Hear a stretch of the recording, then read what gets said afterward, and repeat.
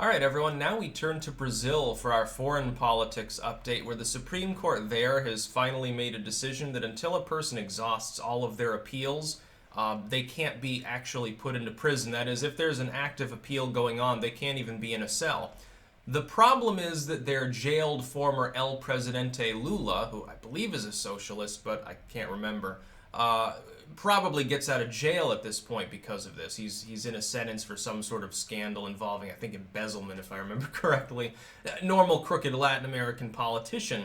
This means he'll be out and possibly capable of running again because I don't think he got his final appeal. Now, consider this. On its surface, it's not a bad thing. The idea that a person shouldn't be held in a prison while they're actively appealing a sentence because, maybe there's exculpatory evidence of some degree, maybe it's corruption, they've just been railroaded into prison, whatever. They're actually innocent or they got an excessive sentence, they're being abused for political reasons. Understood. That's a good thing. That's honestly a reform.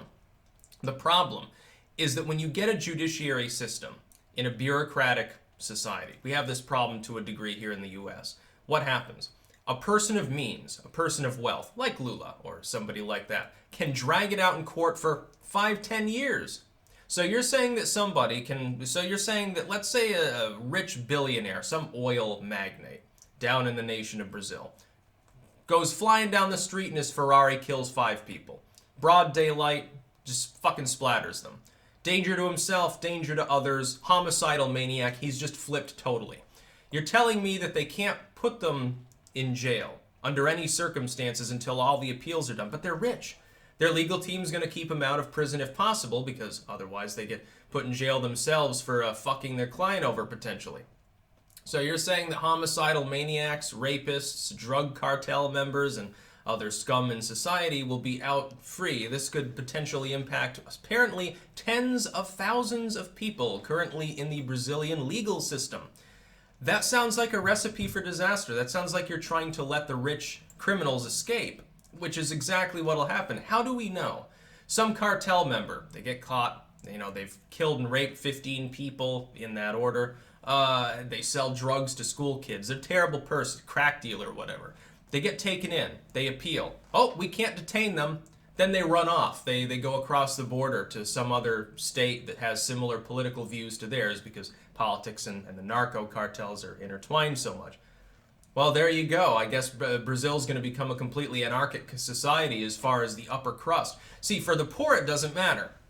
You got some incompetent public defendant, they're not going to drag it out. They get paid the same amount whether they're defending you or any of their other clients. They don't give a fuck. They're doing their cursory job of showing up, putting on a suit, making a couple of statements in your defense, and then wandering off. Hell, half the time in a nation like Brazil, I wouldn't be surprised if the prosecutor slips him 50 pesos to just make it short and sweet and not waste too much time because they've got better things to do as well, like go and get high off cocaine. You're essentially saying that the have-nots, the 90%ers of Brazil, they'll continue to get dragged through the ringer. This isn't going to affect them. They're not going to be able to endlessly appeal. It's not the way society works, sadly. The 10%ers, they can appeal. They can maybe eventually the prosecutor gets tired of it. And like the 1/10 of 1%ers, the actual wealth of society, they'll never go to prison at all. There won't be any wealthy inmates in prisons. By the way, when you don't have any wealthy inmates in a prison, what happens to the prison conditions usually? It's a big difference between a well-funded federal prison that has Epstein or Hillary Clinton in it. This is within the US. Think of it. We're a first world advanced, supposedly enlightened civilization. Brazil is a developing country. It's got some systemic political corruption problems. No, I'm not insulting Brazil or Brazilian people. Your government is corrupt. The judiciary there is corrupt on an order of magnitude above how ours is, and ours has problems too in the United States. I can see a little bit of a problem arising here because you're not going to have any wealthy people in your prisons. And what happens here is that the well-funded prisons for the well-connected, they're relatively well-run. It's not a happy time to be incarcerated anywhere. Even in the more cushy, lavish, like a Martha Stewart prison, it is still prison. But you don't have to worry about someone shanking you in the kidney because you said the wrong thing at the lunch table. You don't have to worry about getting fed slop that's been hashed together from last week's leftovers, refrozen 2 different times. It doesn't happen. You get shoestring budget, poor people jail, prison for everybody except for the 1%. If you have the money to hire a really good lawyer or bribe a prosecutor or a judge or whatever, or even intimidate a jury, which happens here far more often, unfortunately, than is appropriate for a developed nation, yeah, you can get sent to a cushier prison. Where as long as you have a little bit of money to pay the guards a bit, you're not going to get beaten. You're not going to get attacked by an inmate. You're certainly not going to drop the soap in the shower, which, by the way, is largely considered to be mythological in most cases.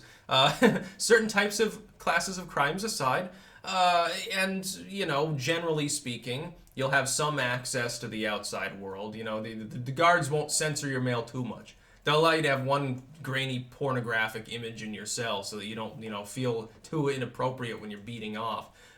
Maybe your roommate won't even have 5 tattoos of all the peoples he's killed.